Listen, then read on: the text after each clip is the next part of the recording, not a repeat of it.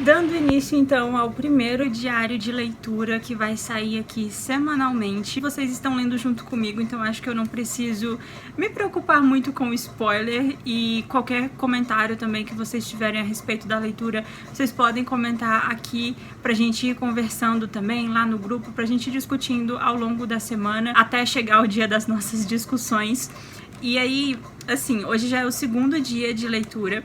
Eu não gravei ontem porque eu peguei esse livro pra ler, já era mais de meia-noite. Não é o ideal, porque esse livro exige neurônios e depois da meia-noite, digamos que meus neurônios vão dormir.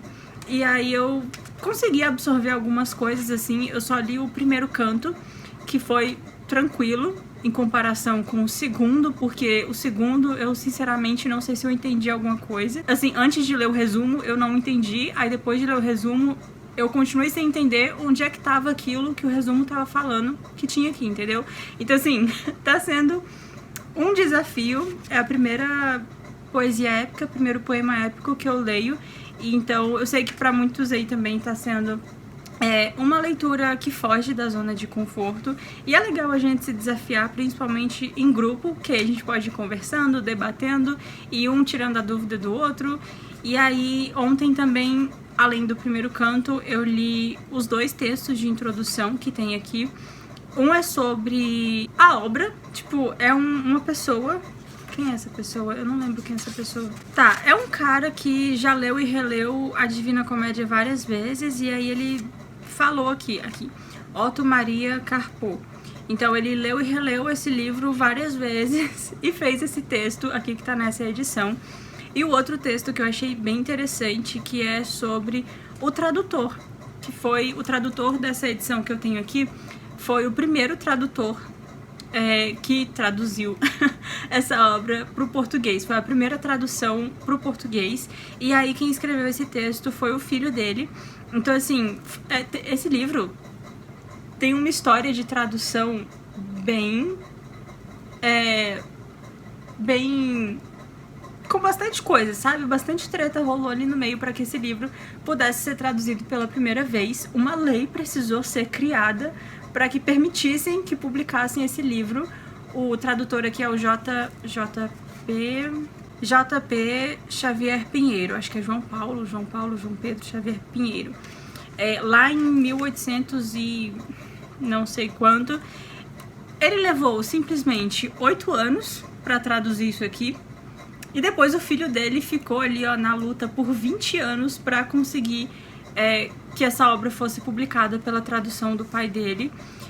Para começar, que o tradutor dessa primeira tradução, ele começou assim a vida ensinando crianças menores que ele, né, porque ele tinha ali um certo conhecimento, gostava de ler e tudo mais, aproveitava as oportunidades, mas não tinha condições realmente de estudar e de ter uma formação, então ele aproveitava para ensinar crianças menores assim o básico. E aí essas pessoas que tinham esses filhos que contratavam ele para ensinar essas crianças, vendo ali o interesse dele, resolveram investir nele, né, pagar educação, pagar livros e tudo mais, e ele foi, né, gostando da coisa, das letras, da literatura e tudo mais. Até que chegou um momento, acho que com uns 50 anos de idade, mais ou menos, que ele começou a traduzir a Divina Comédia. E eu estou, ao mesmo tempo que eu tô com medo, eu tô muito animada pra fazer essa leitura. Tem muitos vídeos de apoio no YouTube pra assistir. Não dá pra assistir todos, então inclusive os que eu for achando assim mais completos, mais fáceis também de entender, porque de difícil já basta esse aqui. Os que forem mais tranquilos eu vou compartilhando com vocês lá no grupo. E aqui também a gente vai compartilhando esses vídeos aí pelas discussões, pelos grupos, pelo Instagram, onde der. A gente vai trocando essas informações. E é isso então, segundo dia de leitura por aqui. Ainda não perdi as minhas esperanças na minha capacidade de ler esse livro. Espero que vocês aí também não, porque ainda tem muita coisa pra ler. Serão 3 meses e acho que com o tempo também vai ficando mais fácil, né? A gente vai pegando o ritmo da coisa, vai se inserindo mais na história também, então é só questão de ler mais um pouco até a gente se acostumar. E aí, amanhã eu leio o 3º conto e venho contando, assim, os mínimos pensamentos que eu vou tendo aqui durante essa leitura.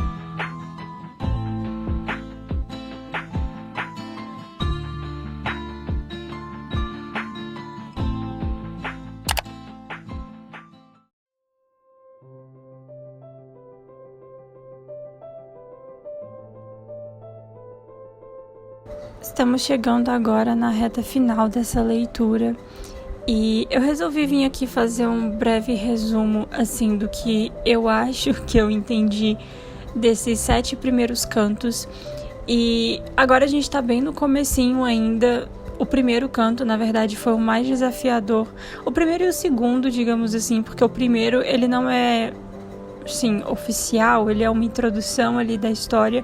Então a gente tem o Dante adormecido na floresta, e aí ele acorda e se vê perdido assim na floresta. E eu passei muitos vídeos para vocês assistirem e também assisti muitos vídeos com interpretações desses simbolismos, desses símbolos que o autor colocou na história. E eu não me preocupei em ficar interpretando o que seria a floresta, o que seria o Dante se sentir perdido e tudo mais, porque além disso causar muita pressão durante a leitura, assim, de eu me sentir pressionada mesmo de entender cada linha e o que cada linha quer dizer além da história em si. Então eu ia lendo mesmo bem tranquilamente até depois que eu parava e pensava no que eu entendi, e depois que eu ia assistindo as análises é que eu relia e interpretava, tentava achar essas interpretações ali dentro, né, de acordo com o que os vídeos me passavam.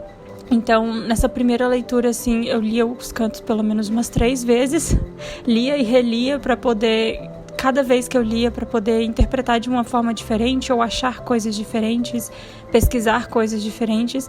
Então, foi muito bom fazer essas várias leituras no mesmo canto, porque cada vez eu conseguia absorver alguma coisa a mais. Então, nesse primeiro momento aí, a gente tem o Dante perdido na floresta, e ele vai encontrar um outro poeta que ele admirava muito, que é o Virgílio, autor de uma outra poesia épica que eu também quero muito ler, que é a Eneida. Inclusive chegou aqui em casa uma edição da Eneida pelo Clube de Literatura Clássica e eu já não vejo a hora de ler. E tem muita referência a outros poetas, filósofos, políticos, líderes militares, figuras religiosas aqui dentro, só desses primeiros 7 cantos. Então era muito nome que às vezes eu tinha que parar para pesquisar sobre eles, e era outra coisa também que eu não me preocupava muito em pesquisar a fundo, saber os mínimos detalhes da vida de cada uma dessas pessoas que apareciam aqui na história, porque além de atrasar a leitura, não vai me acrescentar em nada saber quem foram essas pessoas. Era mais assim, para contextualização mesmo, saber de que ano que elas eram, o que elas eram e por que talvez Dante teria colocado elas naquela posição. Então, o Virgílio, ao encontrar com Dante, ele vai fazer um convite de fazer um passeio aí pelo inferno. Pelo que eu entendi, o convite do Virgílio era para sair dessa floresta. Só como Dante não sabe como ele entrou nessa floresta, porque assim que ele entrou ele adormeceu e se perdeu. Então o que o Virgílio oferece é uma saída, e obviamente essa saída significa outra coisa, não só a saída da floresta. Mas então ele fala que a saída que eles têm é passando por ali, por aquele portão que vai levar direto ao inferno. E aí lá Dante vai conhecer diversas coisas assim bem tensas e encontrar diversas pessoas ali, tanto que viveram antes dele, mas que ele sabia quem era, quanto pessoas contemporâneas ali que ele conheceu e que inclusive vão pedir informação para ele para saber como tá ali o mundo dos vivos. E cada círculo tem ali o seu pecado, e o tipo de pecador que vai habitar cada círculo é diferente, as torturas são diferentes, os demônios são diferentes, e quanto mais fundo então eles vão adentrando o inferno, mais tensas vão ficando as coisas. E até agora eu achei assim bem mais tranquilo do que eu imaginava. Com certeza eu não esperava entender metade do que eu tô entendendo, mas como eu disse, os vídeos de apoio têm ajudado bastante, e eu achava que teria mais, inclusive eu esperava mais. Não que eu esteja me decepcionando, eu tô gostando bastante dessa leitura, mas eu esperava mais assim, complexidade, mais acontecimentos dentro de cada círculo. Afinal, os cantos já são muito curtos, então tem hora que eu começo a ler numa página, aí eu leio ali mais 2 páginas e acabou o canto, e eu fico tipo, nossa, foi só isso? Porque eu quero conhecer mais detalhes assim de cada círculo.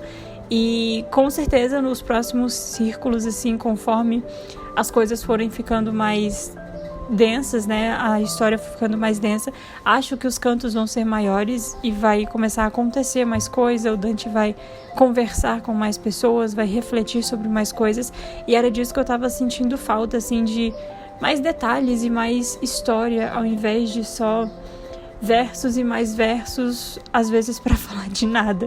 Não de nada, assim, mas que não contam uma história, sabe? É só uma reflexão. Então eu queria mais história do que reflexão. E é isso, basicamente. Eu tô gostando bastante até o momento. Continuo muito animada para fazer essa leitura. Tô começando a achar que a meta de um canto por dia é pouco, porque quando eu termino de ler um canto, eu já quero começar a ler o outro, mas aí eu me seguro, porque como eu falei, eu tô lendo cada canto, assim, mais de uma vez, então não é só ler ali uma vez e pronto, largo o livro. Então eu leio e releio e vou anotando e pesquisando, então isso de certa forma tem consumido o tempo que eu levaria para ler mais um canto, que é o que eu tô sentindo falta, sabe, de ler mais sobre esse livro. Então eu acabo lendo textos de apoio, assistindo vídeos que preenchem um pouco essa falta de ler mais do livro ao longo do dia. E por enquanto é isso, então. Essas são as minhas primeiras impressões. Eu tô gostando. Conforme eu for lendo mais e entendendo mais, eu volto nos próximos diários de leitura para conversar mais profundamente, assim, mais detalhadamente sobre as minhas opiniões sobre essa leitura.